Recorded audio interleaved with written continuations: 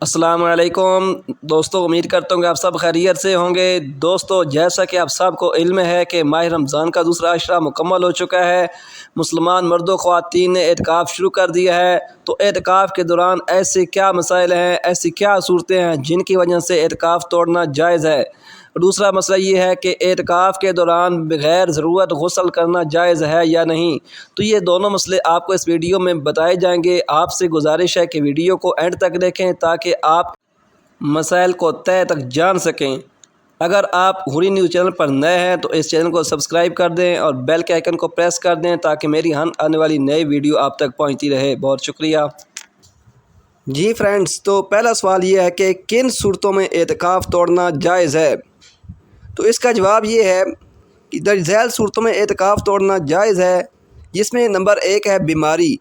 اعتکاف کے دوران ایسی بیماری لاحق ہو جائے جس کا علاج اعتکاف گاہ سے باہر جائے بغیر ممکن نہ ہو، تو اس صورت میں اعتکاف توڑنا جائز ہے۔ نمبر 2، والدین، بیوی، بچوں کی تکلیف۔ والدین، بیوی، بچوں یا بہن بھائیوں میں سے کسی کو کوئی شدید مرض لاحق ہو جائے یا کوئی حادثہ پیش آ جائے اور گھر میں کوئی دوسرا تیمارداری کرنے والا موجود نہ ہو، تو اس صورت میں بھی اعتکاف توڑنا جائز ہے۔ نمبر 3، جنازہ۔ والدین، بہن، بھائی یا کوئی عزیز اچانک فوت ہو جائے تو اس کی تجہیز و تکفین کے لیے اعتکاف توڑنا جائز ہے۔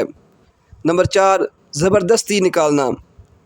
اگر کسی معتکف کو کوئی زبردستی مسجد سے نکال دے یا حکومت اعتکاف میں گرفتار کر لے تو اعتکاف ٹوٹ جائے گا، مگر اس صورت میں معتکف پر اعتکاف توڑنے کا گناہ نہیں ہوگا۔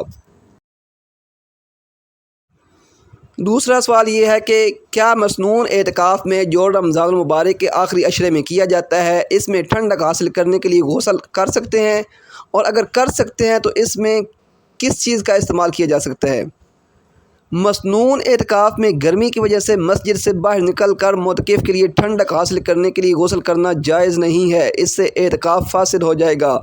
اگر گرمی کی وجہ سے غسل کی شدید ضرورت ہو تو مسجد میں بڑا برتن رکھ کر اس میں بیٹھ کر غسل کر لے، اس طور پر کہ استعمال کیا ہوا پانی مسجد میں بالکل نہ گرے، یا تولیہ بھگو کر نچوڑ کر بدن پر مل لے، اس سے بھی ٹھنڈک حاصل ہو جائے گی۔